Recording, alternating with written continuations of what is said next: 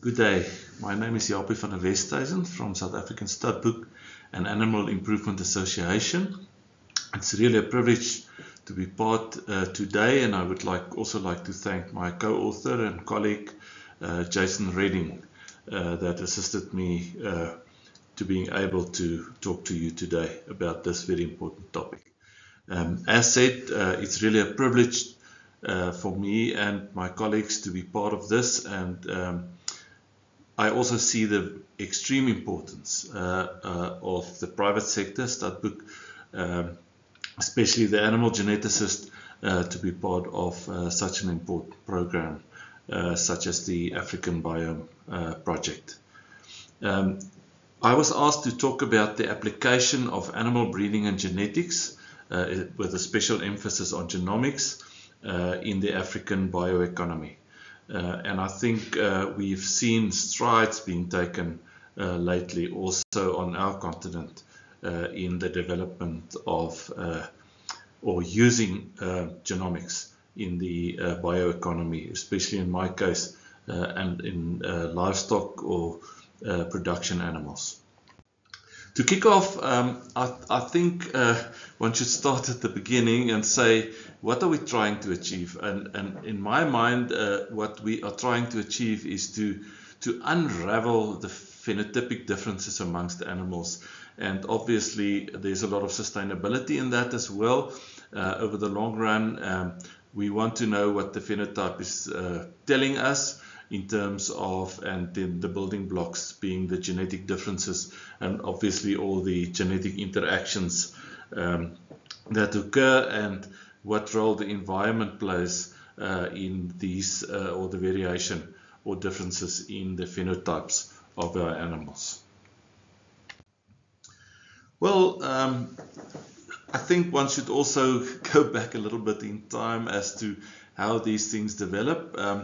And these distinguished gentlemen that you see on the slide each had a huge role, not that there might be others that also played a huge role, and especially in livestock breeding or production animal breeding,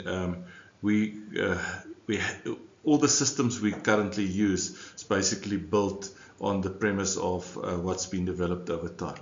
So the first one I would like to mention is Gregor Mendel, who said with his experiments P resembles G. So usually where you have single traits being influenced, or single genes influencing traits, P equals G, and the environment plays no role. Then I think a gentleman that's often mentioned is George Bakewell. He's always seen as the father of modern stud breeding, and he figured out that good genes run in families. So the term that's allotted to him is like begets like. And that's all about family selection. Maybe one of my favorites in life is Charles Darwin, who observed that there are minuscule changes that takes place in nature through selection, and the term was then also coined natural selection, and he basically observed these little changes, subtle changes that nature causes, and that ends up in adapted animals to specific environments. And then Fisher, Haldane and Wright I think assisted us in developing systems in terms of probabilities, understanding mutations and variation within a breed or within species and even over species.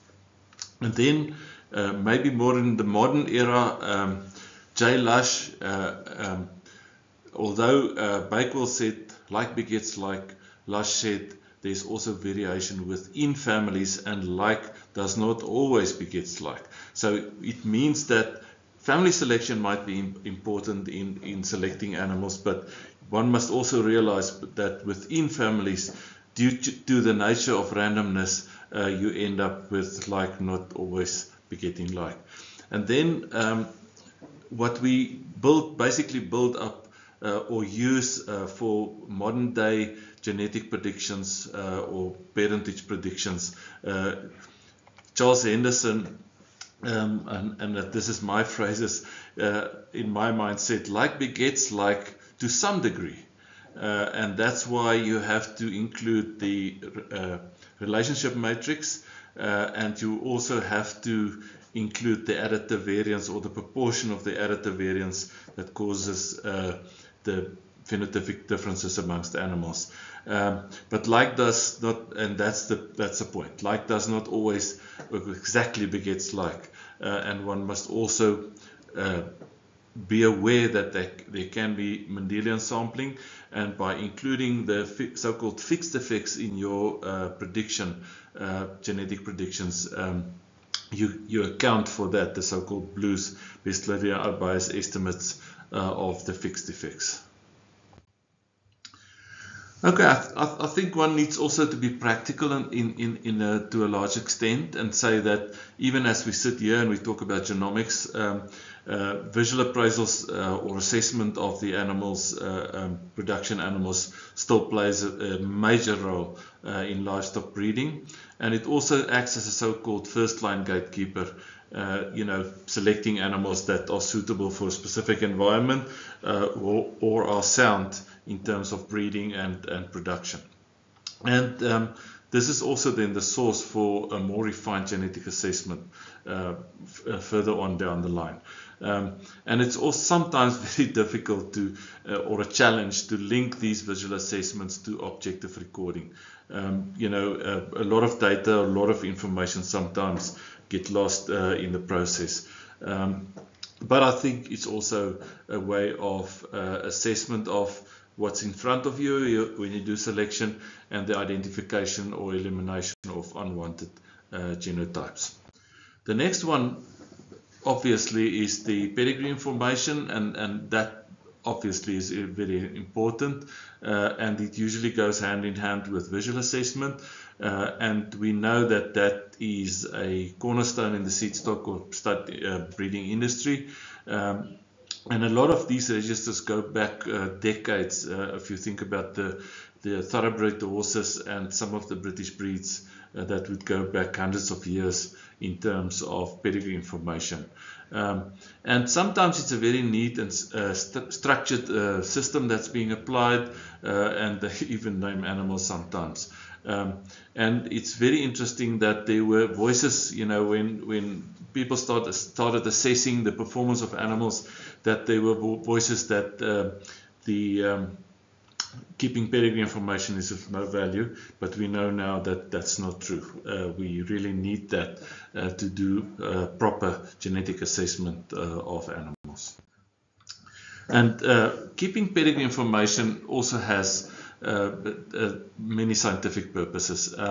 Like I said, we incorporate that in genetic merit predictions, and it also remains one of the cornerstones of blood breeding value predictions. Even in a modern era where we use genomics, that still is a very important part, because most countries we cannot afford to genotype all animals. It's usually a small portion of the animals. And it also assists us in optimizing breeding strategies to curb excessive inbreeding and obviously the loss of genetic diversity to make the unrelated animals in these breeding programs. And we also very important as soon as we discover single genes, wanted genes or unwanted genes, by knowing the pedigree and having the pedigree, you can actually build up systems to avoid recessive genes, for example, in a cattle population or a sheep population or whatever. And I think we also gain very important information and patterns, such as the retention and culling rates and reasons why certain progeny of certain bulls or rams are being culled, and why some more frequent than others. Okay, then I think the big change came when we really started recording objective production, differences amongst animals, and this has really taken the world by storm in the 1970s or even earlier on. If you look at the systems globally in terms of milk recording or beef recording or fiber recording of production animals. And the proper definition of traits and the proper recording of traits and the building of databases really became the norm all over the world. And it also assisted in not only in genetic differences amongst animals, but also to assist in the management of herds and flocks by using this information over time and to assist farmers to keep or the records assisted the farmers to keep themselves viable and sustainable in terms of production. The principle remains that the assessment of animals need to be fair within the contemporary groups as defined. Once we have all this, I think referring back to Charles Henderson, that assisted us in successfully using pedigree information, performance records, the variance, genetic variances and covariances, the heritabilities and correlations to predict genetic merit of production animals. These are just a depiction of what BLUP is all about. Best linear unbiased prediction is all about the so-called animal model, where the top part of the slide depicts the pedigree information, where the A matrix or the average numerational matrix is used, and also the population parameters, that's genetic correlations and heritabilities, or the additive variance and covariances, and then obviously the performance of animals in their contemporary groups. And then this is just then maybe a simple depiction of the mixed model equations being used to predict the genetic merit of animals. There is one downfall, and I think that's why we're talking about genomics today, and that is the low prediction reliability using BLUP, best linear unbiased prediction, where it is basically impossible, or very late in an animal it might become possible to record certain traits. The animal might be too young to be measured. If you just think of a trait like longevity, or you might have some measurements like, let's say, birth weight, but you don't have feed intake yet of that same animal, and you have to predict the genetic merit of the animal. So the animal was too young to have records, phenotypic records. And then very important is the fact that some of the most important traits are sex limited. You cannot measure daughter fertility on males, and you cannot measure a trait like milk on males. So the fact that it's sex limited means that there's a restricted number or a proportion of the population that can be recorded for these traits. And that makes life a bit difficult in terms of determining the Mendelian sampling of these animals, because they could not have been measured in contemporary groups. And in many cases where you have more expensive measurements, such as feed intake, for example, it's also not possible to record that, or it's just too expensive, and some traits can only be measured on dead animals. If you think of carcass properties and meat qualities and so forth. So, and in those cases, BLUP needed something else to assist you to know more about the Mendelian sampling of the animals that you consider as breeding stock in the future. Luckily for us, in terms of the animal breeding fraternity, there was so much developments on the molecular side, and we all know about the Human Genome Project, and also something like the Bovine Genome Project that followed that, and the whole unraveling of the genome of, also in this case, production animals. And the big breakthrough also is the development of the bead chips that obviously gives one a very good glimpse into the total genome at the much more affordable price.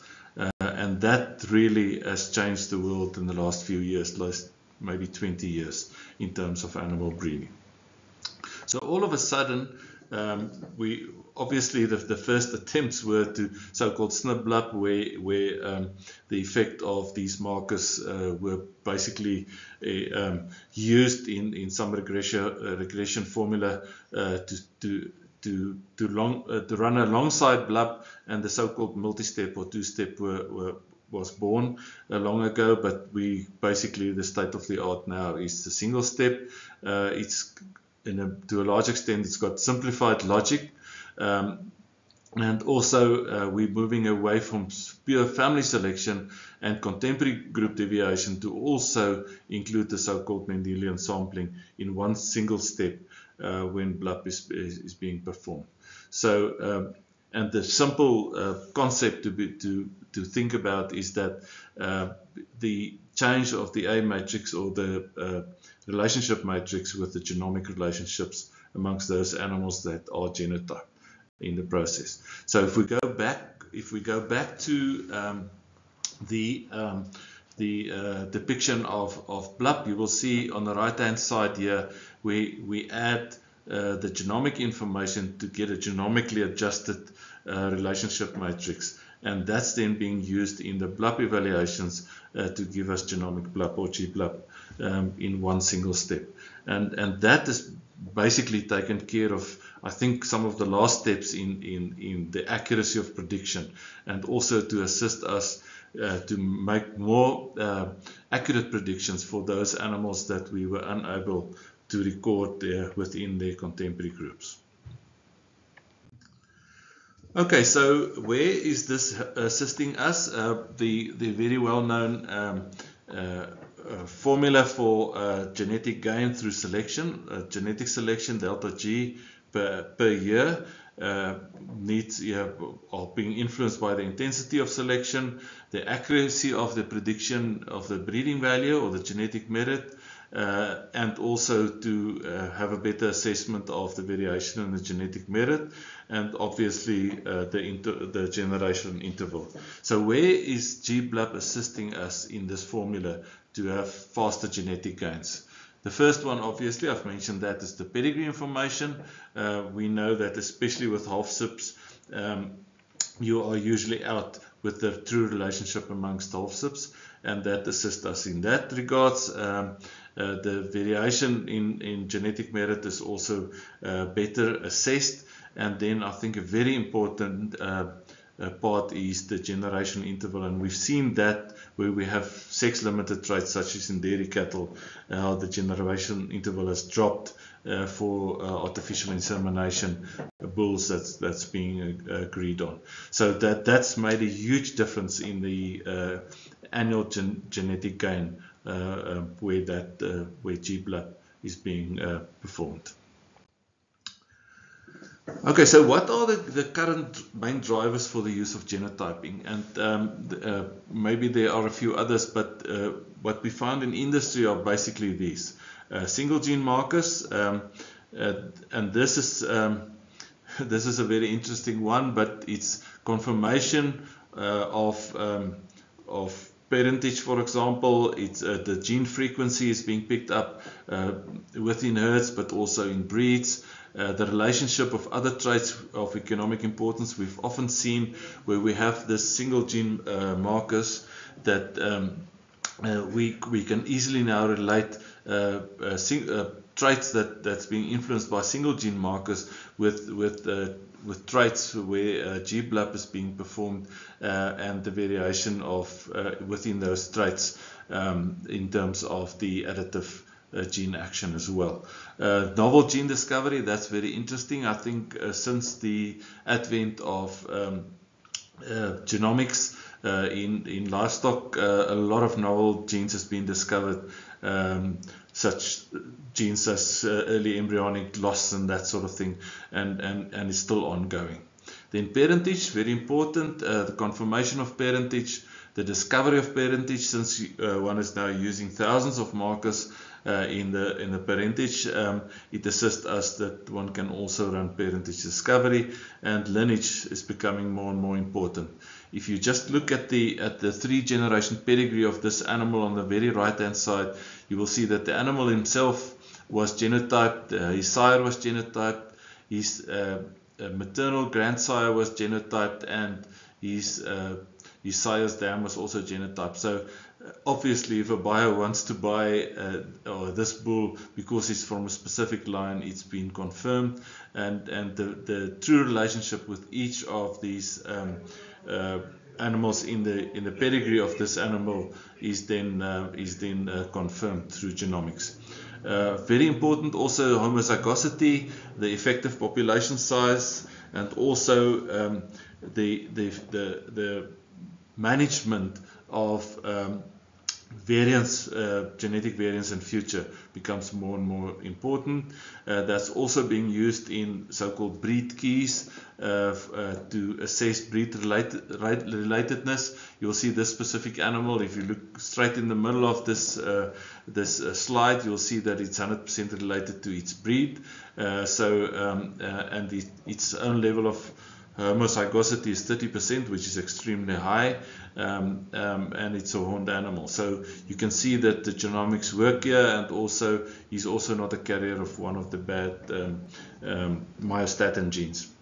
And then obviously the breeding value predictions is also important. So those would be the main drivers why people would genotype. Just a little bit of history in Stadboek's side. We at the 1st of July of this year, we had just over 26,000 genotypes on our database. It's obviously grown since then as well, and you will see over time the first investments was the Bonsmara Breeder Society, a local beef breed. For 3 years they've genotyped some animals, nearly 1,000 animals with their own money, and then we had the beef genomics program, and followed by the dairy genomics program, and you can see those high peaks since 2016 to 2019, and then breeders started investing them with their own money in genotyping because they started seeing the value of these investments. We're all looking forward to the second round of the beef genomics program that's kicked off in April this year, and the genotypes will soon be coming in, and a few tens of thousands of animals will be genotyped in BGP2.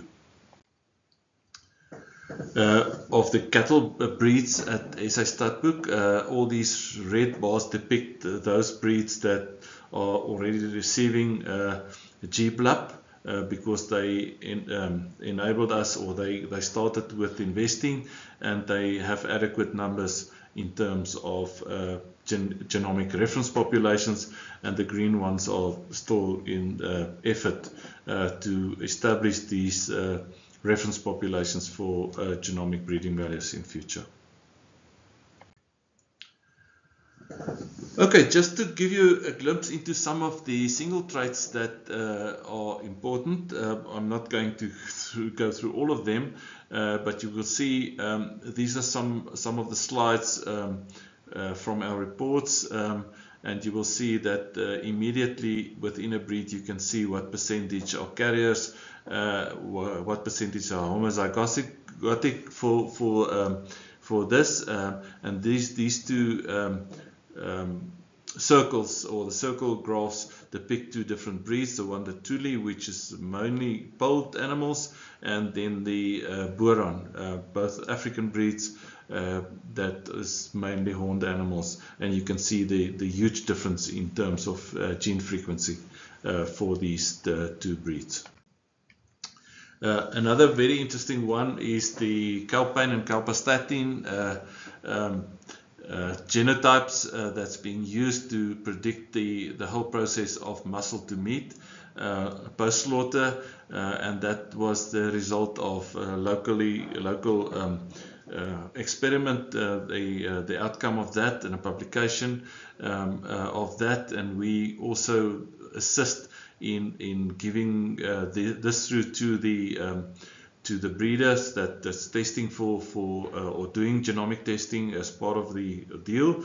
And this is just a depiction of two breeds, the Boeran and the Senepal, with the Boeran at the top, and you will see there's the Senepal. There's a more leaning towards the more tender side in terms of the genotypes or the markers in the specific breed. Then I think very important is the usage of genomic information, and I think it's vital in breed assessments. And this is just a depiction of a whole breed summary, or the genomic outcomes of a breed summary, and you can see over 9,000 animals, or the genotypes are being, or this is a depiction of over 9,000 genotypes, and you will see that the average level of homozygosity in this breed is 13.7%. You can see the parentage conflicts, or where the parentage is being confirmed, and also all the variants of different single trait genes that are being depicted in this breed summary. Also managing genetic diversity through homozygosity. That's important, the detrimental mutations in the breed, and also the percentage of free from being carriers of some of these unwanted genes as well. Very interesting part is, and I don't know if somebody's read this far, but in Darwin's quotes, he has quoted Livingstone, where he said that interior African people cherishing the good qualities of their domestic breeds, people that have not been associated with Europeans, and keepers of cattle show practices that support the theories that the breeding of domestic animals was carefully attended to in ancient times. It would indeed have been a strange fact had attention not been paid to breeding, for the inheritance of good and bad qualities is so obvious. So this just tells us the story of the people in Africa that lived with their domesticated animals and actually selected their animals. So I think it's a little bit ridiculous from some people that believe that the indigenous Sangha cattle is merely has not been selected over time, and we know that the African herdsmen and the owners of their cattle has their own standards, and they have favored some animals in terms of selection and to be the parents of the next generation. Okay, this fascinating part for me is always this principal component analysis. This is a three-dimensional graph, and each of these colors depict a different breed, and these are all, not all of them, there are two non-African breeds in this graph, and each little dot or bubble represents a specific animal, and being a three-dimensional graph, it depicts the genetic distance amongst each of these animals in the graph. So if we just look at the breeds in this graph, the ones that I'm showing now is the African breeds, the one on top, the Boeran, the black cattle that you see there is the Drakensberger, local breed, Sangha type, the Nguni I think is well known, the Afrikaner at the bottom, and the Tuli animals, the white calf with the red dam on that. And you can simply easily see how closely the Sangha breeds cluster in terms of genetic closeness or relatedness, and then the African Indicus breed being further away at the top there, the Boeran. The other two breeds that's in this graph is just for, and it's just been picked to assist in making a comparison. The Sussex at the bottom, British beef breed, and you will see it's removed genetically from the Sangas, the African Sangha breeds, and also the Brahman, where there's a distinct, although it's an Indicus breed, a distinct difference in the genetic diversity or the genetic distance from the African Indicus, the Boeran. This is also a very interesting one. This is the merino sheep, South African merino sheep. and it also depicts the genomic distances, and these are the different colors depict the different flocks, and it assists us also in not just the genetic diversity, but also the linkage amongst flocks. When you do GBLUP, it assists to do that. And you will also see the huge difference in genetic variation amongst the flocks. If you just look at the one flock, the green flock, that's one of the parent flocks in South Africa, maybe higher levels of inbreeding and less diverse than some of the other flocks in this specific breed. In closing, I think it's always important that we always see this in context. I think it's very important that the phenotypes is still king in an era of genomics. That's Professor Mike Coffey's words of Edinburgh University, and it's important that we keep on recording phenotypes. The genetic merit predictions, I've now devoted a lot of this talk to that, and it's very important that we do that right, also through the assistance of genomics. But this is of little value if we do not define our breeding objectives very well, and obviously this talk is not about breeding objectives, but it is as important as the rest of this house that we are building. And then to have optimal matings that already, although we want accelerated goals, breeding goals, we must retain additive genetic variance for the long run as well. It's really been a privilege to talk to you today, and I'm with excitement looking forward on the outcomes of this workshop, and also of the developments on this field. It's really been a privilege. Thank you very much for your time.